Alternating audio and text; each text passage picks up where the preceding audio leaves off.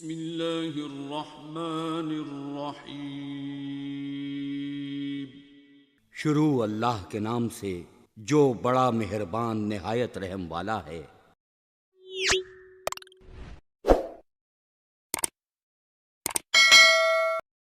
12 ربیع الاول اسلامی کیلنڈر کے تیسرے مہینے کا 12واں دن ہے، جو مسلمانوں کے لیے بہت خاص اہمیت رکھتا ہے۔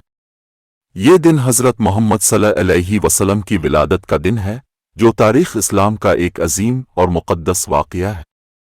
اس مضمون میں ہم 12 ربیع الاول کے دن حضرت محمد صلی اللہ علیہ وسلم کی ولادت کے واقعے کا تفصیلی جائزہ لیں گے۔ حضرت محمد صلی اللہ علیہ وسلم کی ولادت کا واقعہ 570 عیسوی کے قریب پیش آیا، جب جزیرہ نما عرب میں مختلف قبائل کی ریاستیں اور قبائلی نظام قائم تھا۔ مکہ مکرمہ، جو کہ اب صلی اللہ علیہ وسلم کی ولادت کا مقام ہے، ایک اہم تجارتی اور مذہبی مرکز تھا۔ اس دور میں عرب میں جاہلیت کا دور تھا اور لوگوں کے درمیان بہت ساری اخلاقی برائیاں اور مذہبی فساد موجود تھا۔ حضرت محمد صلی اللہ علیہ وسلم کی ولادت کی تاریخ 12 ربیع الاول ہے، جو اسلامی تاریخ میں ایک سنگ میل کی حیثیت رکھتی ہے۔ اب صلی اللہ علیہ وسلم کی والدہ حضرت آمنہ بنت وہب ایک معتبر قبیلے بنی ہاشم سے تعلق رکھتی تھیں۔ اب صلی اللہ علیہ وسلم کی ولادت سے قبل اب کی والدہ نے خواب میں دیکھا کہ ان کے پیٹ سے ایک روشنی نکل رہی ہے جو دنیا کے مختلف حصوں میں پھیل رہی ہے۔ یہ خواب اس بات کا اشارہ تھا کہ ان کے بیٹے کا دنیا میں ایک عظیم مقام ہوگا۔ اب صلی اللہ علیہ وسلم کی ولادت کا دن مکہ مکرمہ میں خوشی اور مسرت کا باعث تھا۔ اب صلی اللہ علیہ وسلم کی ولادت کے وقت کے حالات اور فضائل کے بارے میں مختلف روایات موجود ہیں، جن میں سے بعض یہ بتاتی ہیں کہ اب صلی اللہ علیہ وسلم کی ولادت کے وقت کچھ عجیب و غریب علامات بھی ظاہر ہوئیں، جیسے کہ کعبہ کی دیواروں میں دراڑیں اور عرش الہی پر روشنی پھیلنا۔ حضرت محمد صلی اللہ علیہ وسلم کے والد حضرت عبداللہ بن عبد المطلب اب کی ولادت سے قبل ہی وفات پا چکے تھے، اس لیے اب کی ولادت کے وقت حضرت عبداللہ کی موجودگی نہیں تھی۔ اب صلی اللہ علیہ وسلم کی والدہ حضرت آمنہ نے اب صلی اللہ علیہ وسلم کو نہایت محبت اور شفقت سے پالا۔ اب صلی اللہ علیہ وسلم کی پرورش کا کام اب کی نانی حضرت ستیہ اور بعد ازاں اب کی والدہ نے کیا۔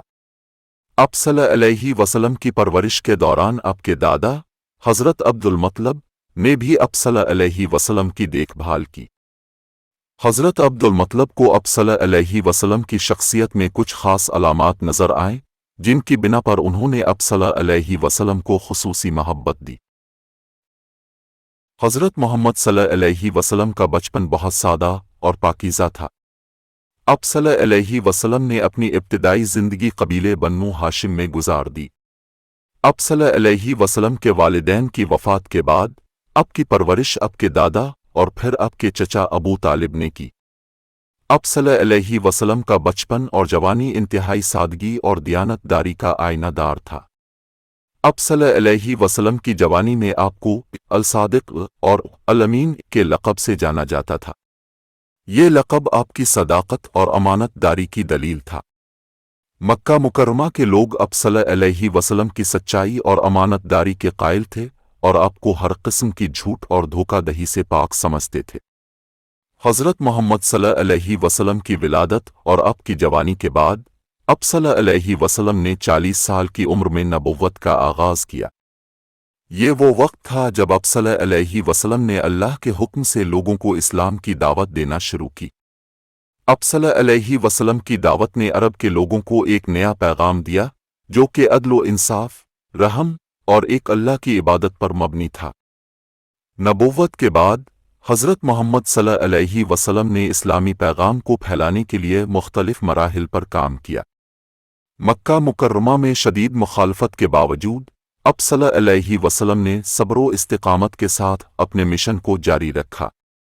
بعد میں اب صلی اللہ علیہ وسلم نے مدینہ کی طرف ہجرت کی، جہاں اپنے اسلامی ریاست کی بنیاد رکھی اور مدینہ کو اسلام کا مرکز بنایا۔